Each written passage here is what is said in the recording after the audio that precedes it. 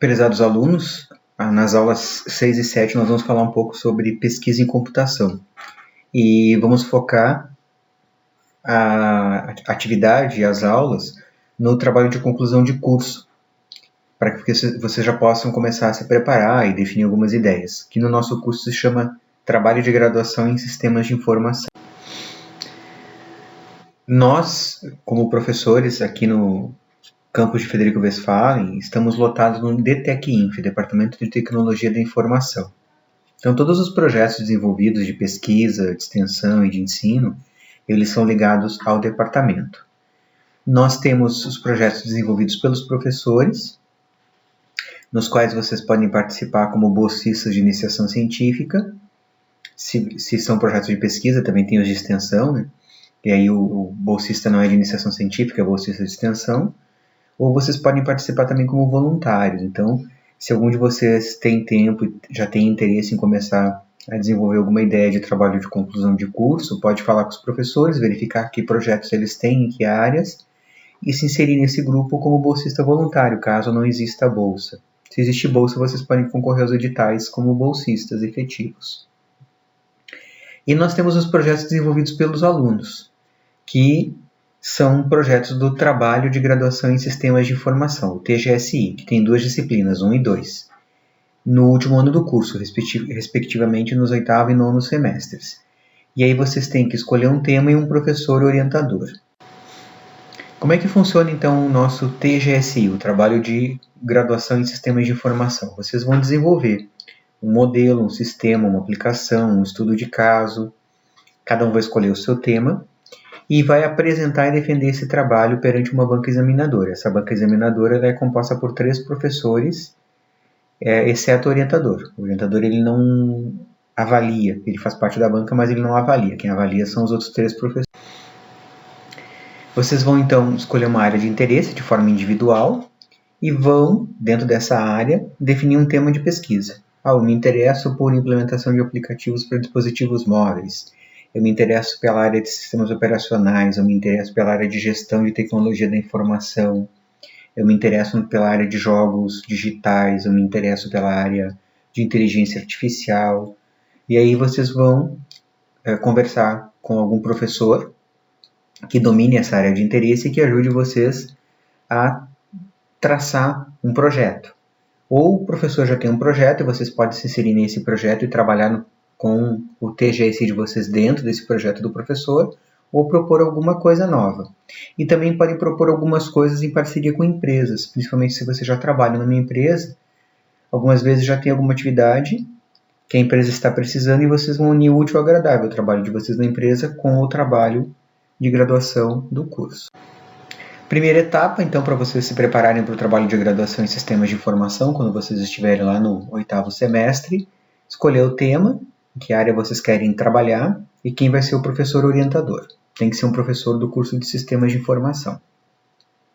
E existe um limitador, né? Cada professor pode ter no máximo 3 orientandos, então sempre vamos conversar com o professor antes para verificar se ele tem disponibilidade de orientação. A segunda etapa é fazer uma proposta de trabalho, um pequeno projeto. Geralmente esse projeto tem em torno de 10 páginas. Vocês vão escrever quais são os objetivos, a motivação, por que vocês querem fazer esse trabalho, que seria a justificativa, um breve referencial teórico, a solução que vocês propõem, como vão fazer, né? O que vocês querem fazer, a metodologia, como vão fazer, se vocês precisam de algum requisito específico de hardware e de software, um cronograma, vocês vão estabelecer um cronograma, na verdade, para 2 semestres, o TGSI 1 e o TGSI 2, e as referências que vocês utilizaram.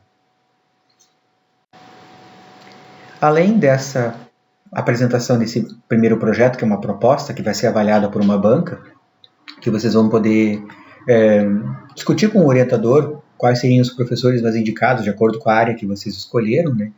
No final de cada semestre, tanto no TGSI 1 quanto no TGSI 2, vocês entregam um documento. Alguns cursos utilizam um modelo chamado monografia, e as monografias são muito extensas. Nós usamos um modelo de artigo científico. Então, são trabalhos menores em número de páginas, mas mais densos, com mais profundidade. Então, geralmente, esses trabalhos têm em torno de 25 páginas, mais 5 páginas de anexos. E aí, vocês vão fazer um artigo do TGSI 1, da primeira parte, e na segunda parte da disciplina, no segundo semestre, a continuação, que é o TGSI 2, é uma continuação do artigo. Por exemplo, se vocês querem implementar um aplicativo, a primeira parte vai ser para fazer fundamentação teórica, estudar trabalhos relacionados, fazer a modelagem, cronograma, e a implementação e os testes podem ficar para a segunda parte.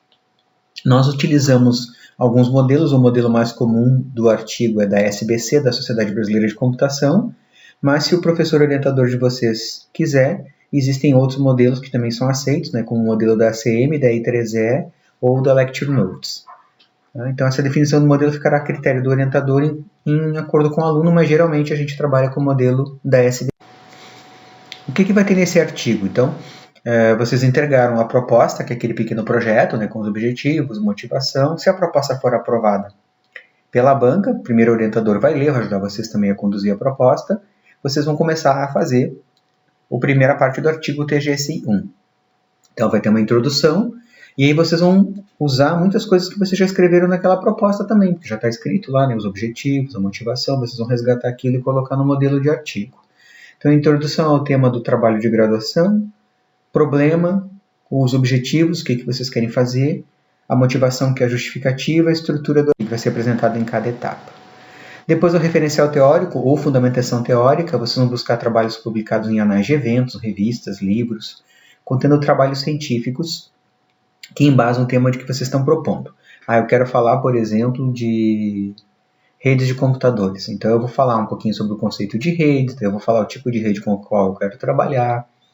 E a gente deve trabalhar com materiais que são cientificamente comprovados. Assim. A gente não usa, por exemplo, Wikipedia, qualquer site. A gente trabalha com anais de eventos, com revistas científicas, com livros, que são trabalhos referendados. Então, é mais a parte de fundamentação. Geralmente no artigo isso vai ter umas 5 páginas no máximo. Depois a gente tem uma parte chamada estado da arte, alguns preferem chamar de trabalhos relacionados. Vocês vão procurar pelo menos 3 trabalhos parecidos. Parecidos a gente quer dizer não no sentido que vocês vão copiar alguma coisa, mas que sejam na mesma área, para vocês até terem ideias. Então, coisas, por exemplo, eu quero fazer um jogo digital.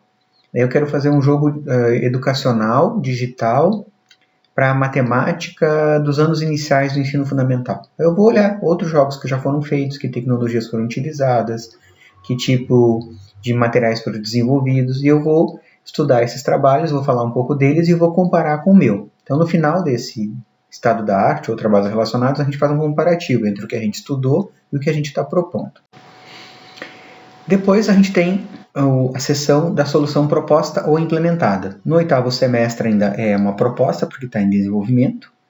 E no 9º semestre já vai ser a apresentação dos resultados. É a continuação do artigo, a gente vai pegar o mesmo artigo e vai adaptar ele para apresentar os resultados. Então a solução já vai ser a solução implementada, o estudo de caso desenvolvido, o aplicativo, o sistema que vocês desenvolveram. Daí depende do que vocês fizeram.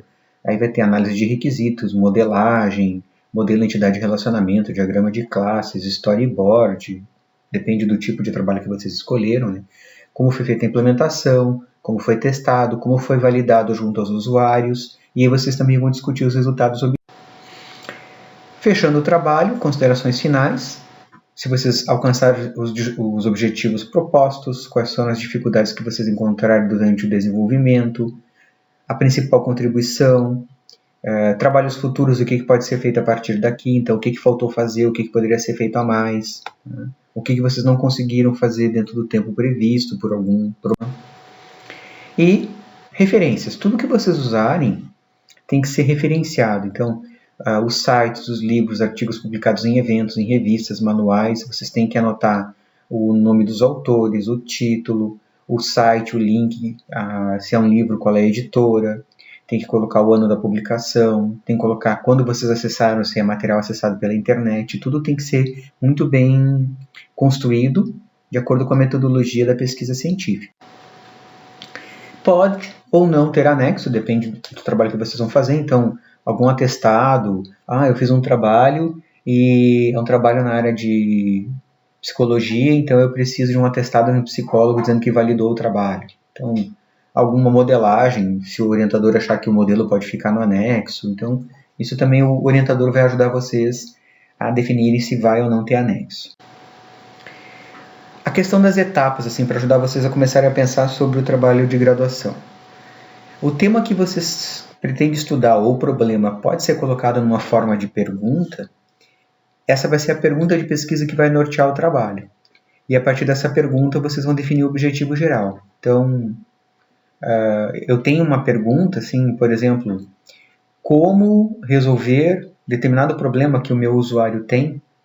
Então, eu posso pensar em fazer um novo aplicativo, eu posso pensar em fazer um estudo de caso para aplicar alguma ferramenta de qualidade de software, eu posso pensar em fazer um jogo educacional para ajudar algum professor numa determinada área, e aí, a partir dessa minha pergunta de pesquisa, eu vou determinar qual é o objetivo do meu trabalho. Por exemplo, o objetivo do meu trabalho é implementar um aplicativo mobile para tal coisa, implementar um sistema especialista para tal área. Então, eu tenho que começar a pensar do tema, a partir do tema qual é a ideia que eu tenho, qual é o problema que eu quero resolver, e aí sim partir para a questão do levantamento do material bibliográfico para fazer a elaboração da fundamentação teórica ou referencial teórico e estado da arte, ou trabalhos relacionados. Para que isso?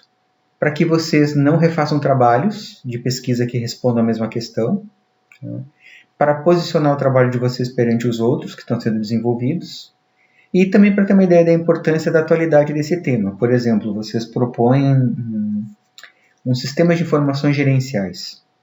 É uma coisa muito comum, já tem muita coisa implementada. O que o sistema de informações gerenciais de vocês tem de diferente dos outros? É um tema atual? É um tema já ultrapassado? Então isso é importante também, trabalhar com tecnologias e com ideias atuais. Quando vocês começam a pesquisar materiais sobre o trabalho, vocês também podem repensar o objetivo, a metodologia, eles ajudam vocês também a mudar. Como esse trabalho está em andamento, né, vocês têm 2 semestres para fazer, vocês podem repensar a tecnologia, o objetivo, e sempre conversando com o orientador, né, para vocês também não fugirem muito do tema que foi proposto e da proposta que vocês apresentaram para a banca, que a banca aprovou, né. Então tem que tomar cuidado, assim, eu apresentei uma proposta para a banca, e aí durante o andamento do trabalho, eu junto com o meu orientador mudamos uma série de coisas e a banca não autorizou essa mudança. Então tem que conversar com o orientador para ver se ele concorda, porque ele vai ajudar vocês também depois a... Onde é que vocês podem buscar materiais? Uma série de lugares na web, né? Mas tem alguns sites como o SiteSeer, o Google Acadêmico ou o Scholar Google, o portal de periódicos da CAPES, por exemplo, o FSM tem um repositório de informações que é o Manancial, a URGS tem um repositório digital que é o Lume, então vocês podem procurar em outras universidades, podem procurar em eventos, dependendo da área que vocês escolheram, né? Eu escolhi trabalhar com informática na educação, tem o Simpósio Brasileiro de Informática na Educação. Eu escolhi trabalhar com redes de computadores, tem o Simpósio Brasileiro de Redes de Computadores, tem as escolas regionais de redes de computadores, então vocês podem buscar também materiais em eventos importantes que vocês escolheram. Quando vocês forem escrever o texto, qual é a ideia? Vocês vão ler os materiais e vão tentar escrever as ideias com as suas próprias palavras, colocando a referência que vocês consultaram. Não se deve copiar, a não ser que vocês queiram usar alguma citação entre aspas, quando vocês querem definir alguma coisa, mas tem que se cuidar para não usar muita cópia. Não se deve trabalhar com paráfrase, pegar um parágrafo de um autor e modificar somente algumas palavras, trocar algumas palavras e usar o mesmo texto. E o plágio, que é copiar, né? Mesmo que vocês copiem um trabalho de um evento ou de um outro aluno de uma outra universidade, qualquer tipo de plágio, se for identificado, ele é considerado crime. E aí vocês podem não só reprovar na disciplina, como também podem sofrer alguma sanção do dono do texto, né, do autor que vocês estão plagiando. Quando a gente vai escrever o texto, tudo que a gente for afirmar, a gente tem que colocar alguma referência ou evidência científica. Então a gente tem que tomar muito cuidado para dizer assim, não existe nenhum outro aplicativo nesta mesma área que eu quero desenvolver. Isso é bem complicado de dizer, né? Não existe, eu tenho certeza. de onde é que eu tirei a ideia para dizer que não existe, né? E também evitar achismos. Eu penso que não. Eu tenho que usar materiais que mostram, por exemplo, eu vou determinar que eu vou desenvolver o meu aplicativo com a tecnologia X. Por que eu escolhi essa tecnologia? Existe alguma evidência? Autores que já utilizaram, destacaram quais são as potencialidades dessa tecnologia, ou por que eu estou aplicando, e não porque eu acho essa tecnologia mais interessante que a outra. Isso não é um trabalho. Junto com o orientador, vocês vão definir o estilo de escrita. A gente nunca escreve na primeira pessoa, por exemplo. Eu acho, eu espero. A gente escreve na terceira pessoa do singular impessoal, por exemplo, espera-se, ou na primeira pessoa do plural, esperamos. Então, vocês vão definir com o orientador de vocês qual vai ser a mais adequada, nunca na primeira pessoa, tá? Eu escrevi, eu defini, isso a gente não coloca num texto. Algumas metodologias que vocês podem usar. Algumas sugestões, tem outras também, né? Quando a gente pensa em implementar algum protótipo de software, de aplicativo mobile, de sistema, a gente pode trabalhar com a ideia de dissertação-projeto, então, porque a gente vai ter um protótipo para comprovar a nossa ideia. O estudo de caso é quando a gente aplica alguma solução e quer validar a solução. Então, por exemplo, aplicar uma metodologia para identificar a qualidade de software, aplicação de um novo ambiente de rede na minha empresa. Eu não estou desenvolvendo um software, um aplicativo, eu estou aplicando alguma coisa que já existe na minha empresa ou num determinado caso em que aquela solução ainda não tinha sido aplicada. E simulação, eu preciso, na verdade, simular a partir de um modelo. Vou dar um exemplo, nós tivemos um aluno que queria fazer um trabalho usando etiquetas de radiofrequência num frigorífico.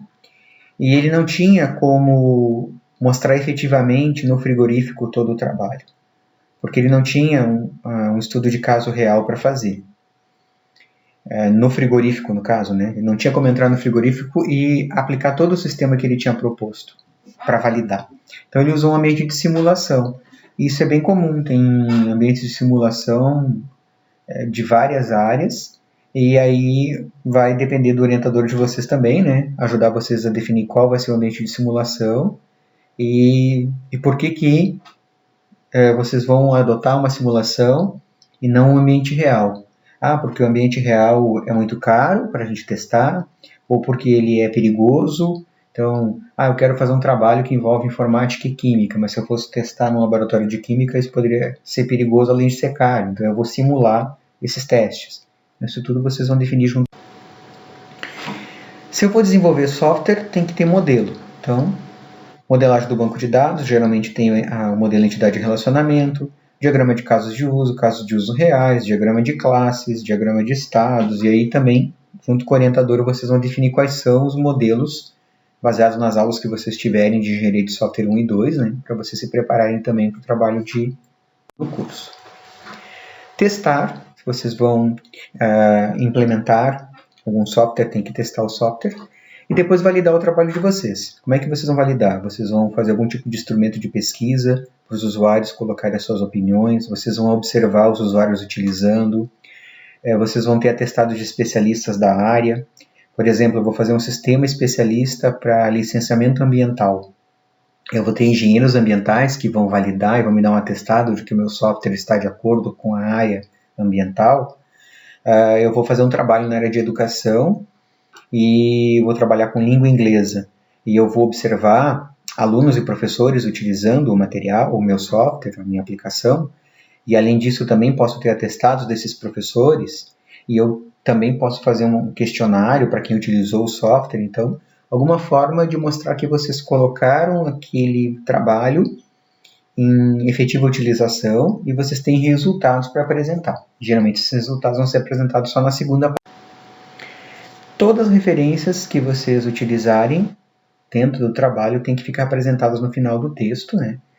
E tem que ser citadas dentro do artigo. Então, eu escrevo um parágrafo e eu tenho que colocar entre parênteses o sobrenome do autor e o ano, e lá no final, nas listas de referências, vai estar o sobrenome, o nome e os dados completos, o título do trabalho, se é é uma revista, se é um evento, se é um site da internet, vai ter o link, vai ter o dia que eu acessei, tudo bem completo.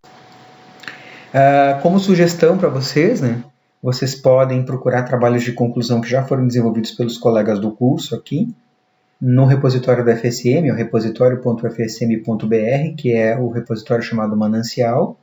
Já tem vários trabalhos ali publicados, desde o primeiro ano em que nós tivemos alunos que desenvolveram o TCC, no ano de 2014. Então, de um tempo para cá, todos esses trabalhos começaram a ser inseridos nesse repositório Manancial.